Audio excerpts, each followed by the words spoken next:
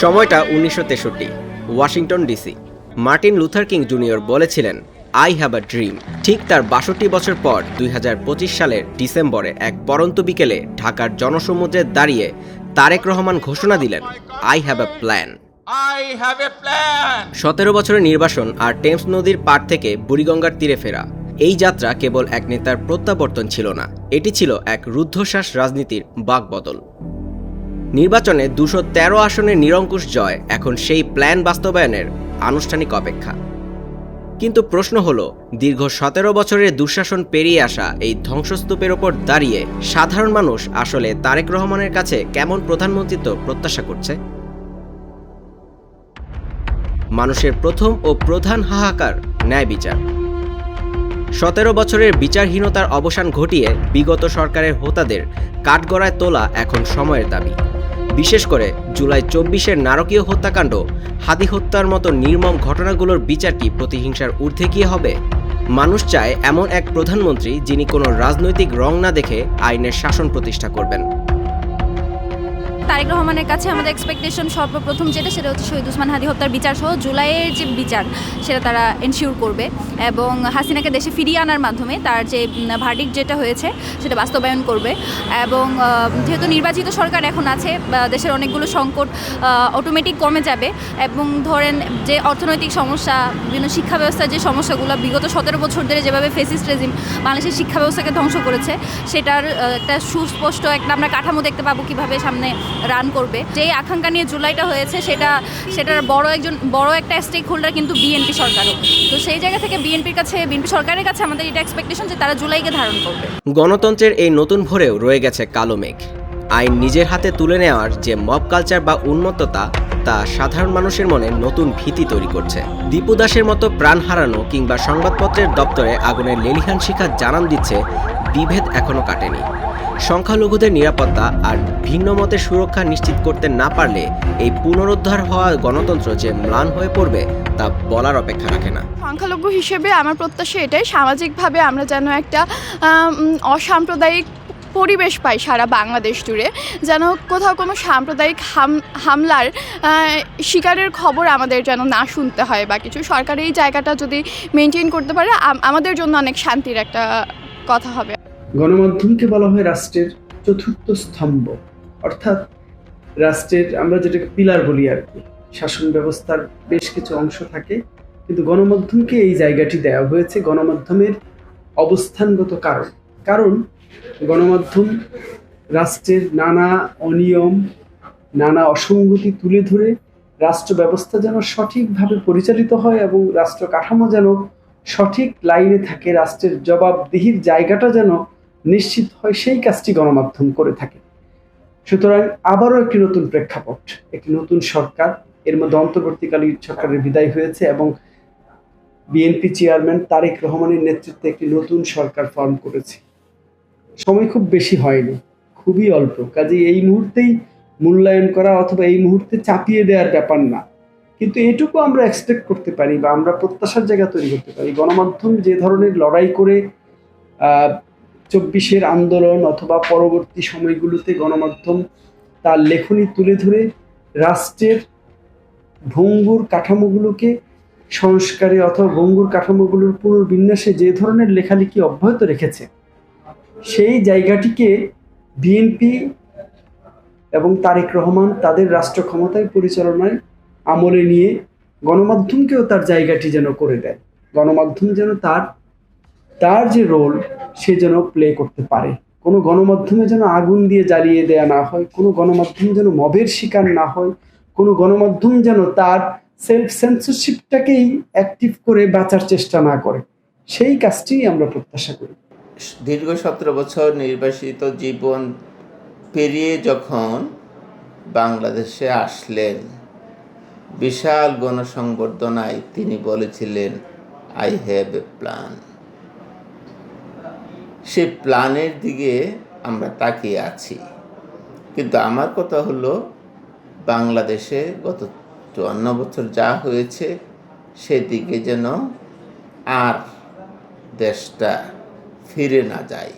এই দেশে যেন শান্তি আসে, এই দেশে যেন আমরা মর্যাদার সাথে বসবাস করতে পারি, বাংলাদেশকে যেন তিনি বিশ্ব দরবারে একটা উঁচু স্থানে নিতে পারেন। একবিংশ শতাব্দীর বাংলাদেশে বড় প্রশ্ন হয়ে দাঁড়িয়েছে নারী অধিকার। তারেক রহমানের প্রধান রাজনৈতিক বিরোধীদের রক্ষণশীল আদর্শিক অবস্থানের চাপে কি নারীদের অগ্রযাত্রা থমকে যাবে? প্রধানমন্ত্রী হিসেবে তারেক রহমান কতটা দৃঢ়ভাবে নারীর ক্ষমতায়ন ও নিরাপত্তা নিশ্চিত করতে পারবেন, সেটি হবে তার নেতৃত্বের বড় পরীক্ষা। নারীদেরকে জানি নারী হিসেবে দেখা না হয়, আমরাও মানুষ, আবার একজন পুরুষ যে সেও একজন মানুষ। তো যদি দুইজনকেই সমান মানুষের চোখে দেখা হয়, আমার মনে হয় তাইলে অনেক সমস্যাই সমাধান হয়ে যাবে। কেবল রাজনৈতিক মুক্তি নয়, মানুষের দৈনন্দিন যন্ত্রণার নাম এখন দ্রব্যমূল্য। সিন্ডিকেট মুক্ত বাজার, দলীয়করণের ঊর্ধ্বে উঠে আধুনিক শিক্ষা ব্যবস্থা আর সাধারণের জন্য সাশ্রয়ী চিকিৎসা, মানুষের প্রত্যাশাপত্রে এই বিষয়গুলোই সবার উপরে। খাদ্য যত কিছু আছে এটির দাম কমাইলে গরিব দুঃখী মানুষ ভালো চলতে পারে।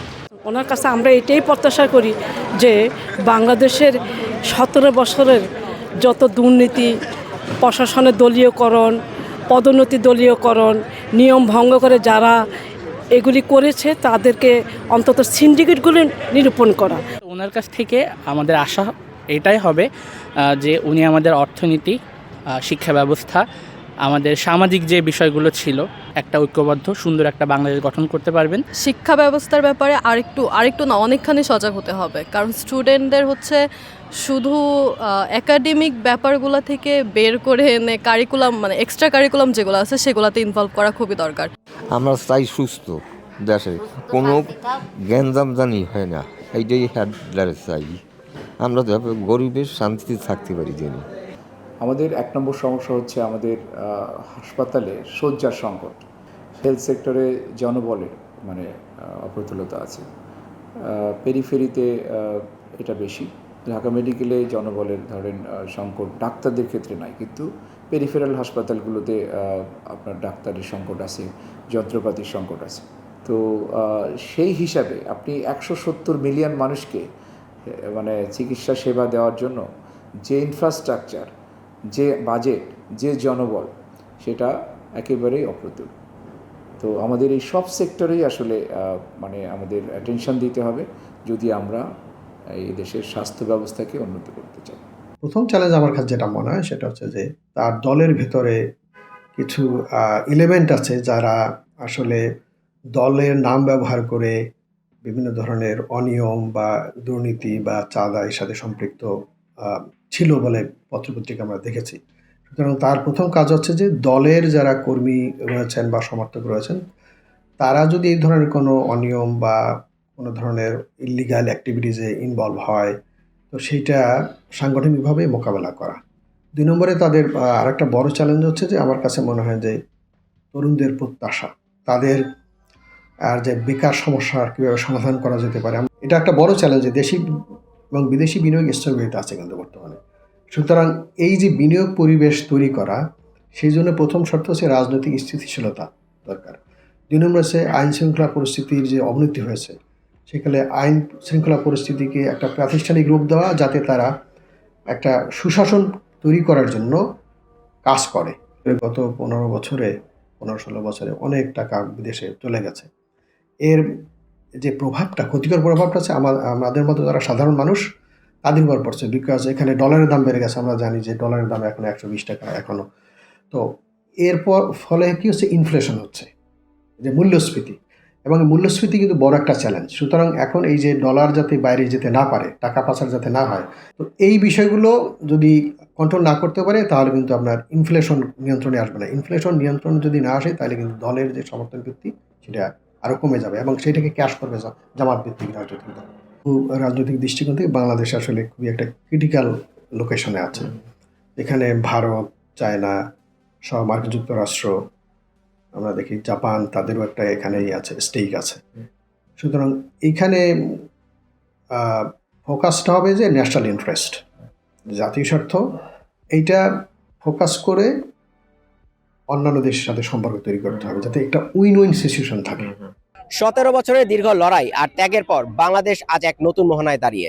জুলাই গণঅভ্যুত্থানের বিচার থেকে শুরু করে শহীদ ওসমান হাদির বিচার, দ্রব্যমূল্যের নাভিশ্বাস থেকে মুক্তি, কিংবা নারীর স্বাধীনতা নিশ্চিতকরণ, তারেক রহমান কি পারবেন তার মাস্টার প্ল্যানে এই প্রতিটি দাবি সমন্বয় ঘটাতে, নাকি রাজনীতির মেরুকরণের সাথে সাথে হারিয়ে যাবে গণমানুষের প্রত্যাশা? উত্তরটা সময়ের হাতে তোলা থাক। ইব্রাহিম ঈশানকে সঙ্গে নিয়ে দেবাশিস কুমার, দৈনিক মানবজমিন, ঢাকা।